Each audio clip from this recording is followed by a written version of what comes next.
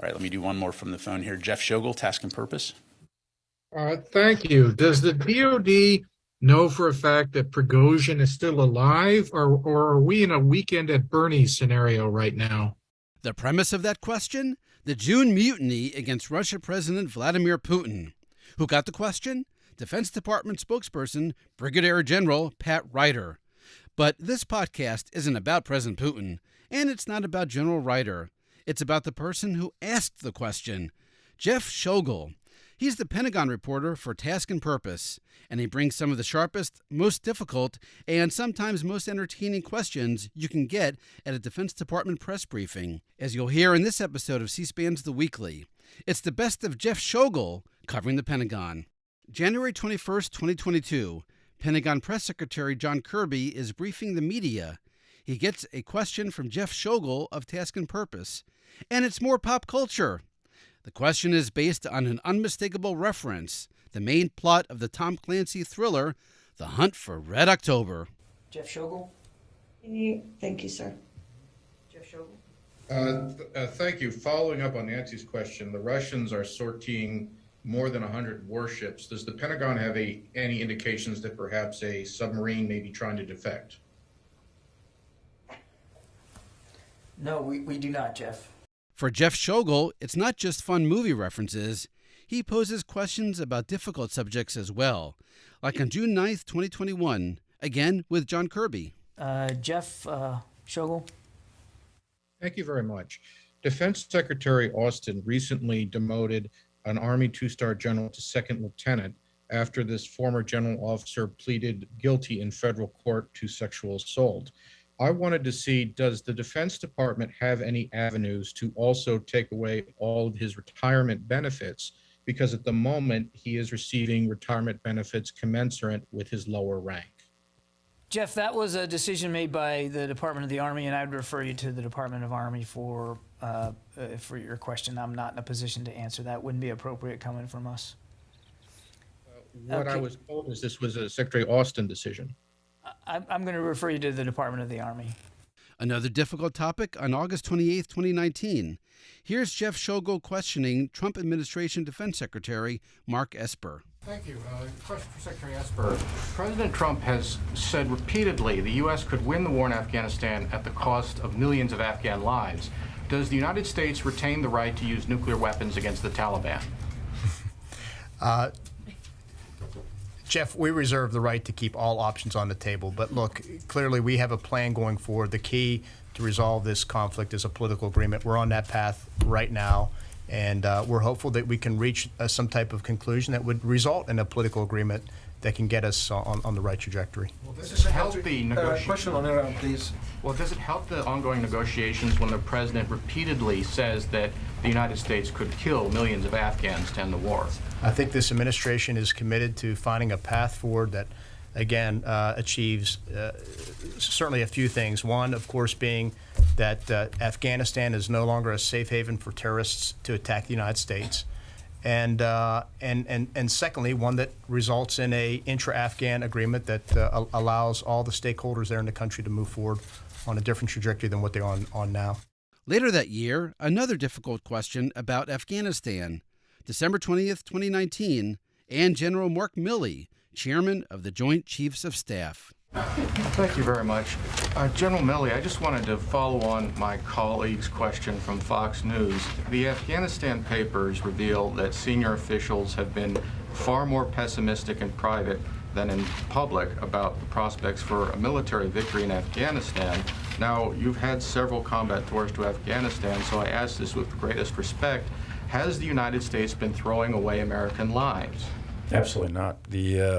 Not in my view. And I'm one who was there, and as you said, many, many times. Our original objective going into Afghanistan on the 7th of October, 2001, was to prevent Afghanistan from ever again becoming a platform to launch terrorist attacks on the continental United States. And that's what we set out to do, and to date, that has been successful. Now, that's not the only criteria, but I do not, absolutely do not. I could not look myself in the mirror. I couldn't answer myself at 2 or 3 in the morning when my eyes pop open and see the dead roll in front of my eyes. So no, I don't think anyone has died in vain per se. Now, let's switch gears. Let's talk aliens. Outer space aliens. Another press briefing with Pentagon Press Secretary John Kirby on June 4th, 2021. And another question from Jeff Schogol. Hey, John, happy birthday. There's no way that I can sugarcoat this. I was talking to a gentleman about the UAP report, and he contends the Pentagon has alien bodies and crafts. So I just wanted to run this past you. Does DoD have these things, and if so, where? Jeff, the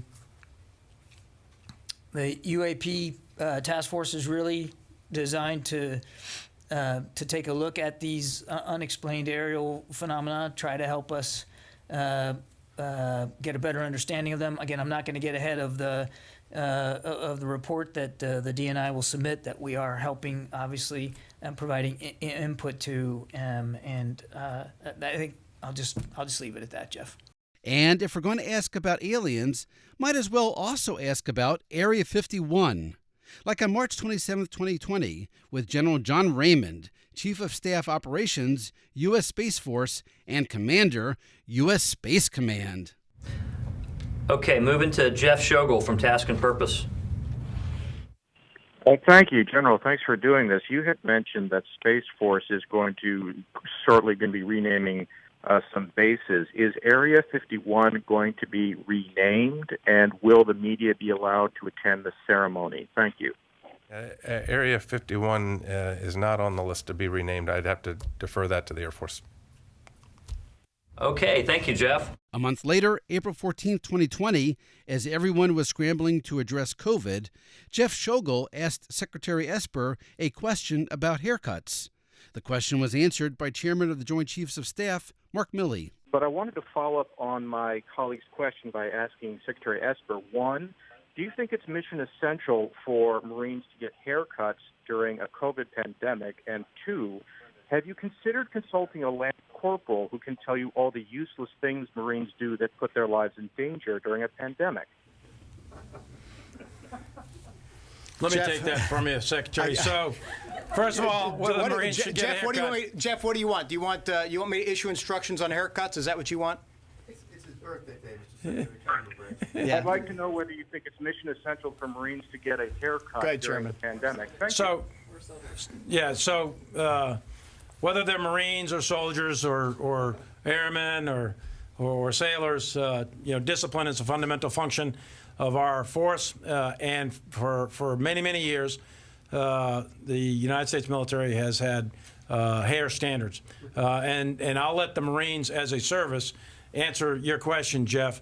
But yes, I think Marines should get haircuts from a personal standpoint. As the son of a Navy corpsman who hit the beach at Iwo Jima with the 4th Marine Division, it took extraordinary discipline to conquer that island with 7,000 Marines killed in 19 or 20 days and put a flag on Suribachi.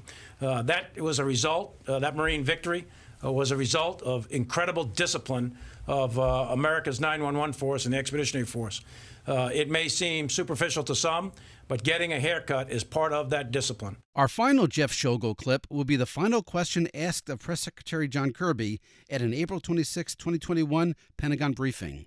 Okay, one last question. An Army major was reportedly drugged and bitten by strippers in Poland. Will that affect the U.S. military's footprint in that country? It is a major story, and it happened in Gdansk. Jeff, I don't know anything about that story. I'll have a look at it. I'm not going to take that question. But please take that. Jeff, no, Jeff, just let me state clearly we have a strong military relationship with Poland, and we expect to see that continue to grow and to improve. But I don't know anything about this particular item. And I'm afraid I'm going to have to go. I do have a hard stop here at 4 o'clock, so I'm afraid I'm going to have to call it there. But thank you very much. Appreciate it. And we have a hard stop, too, for this podcast. But not before our bonus clip. And actually, for this bonus clip, we go back to that weekend at Bernie's question we began with. Now we get the answer. Here now again from the June 27, 2023 Defense Department press briefing, Jeff Schogol, and General Pat Ryder. All right, let me do one more from the phone here. Jeff Schogol, task and purpose. Thank you. Does the DoD know for a fact that Prigozhin is still alive, or are we in a weekend at Bernie's scenario right now?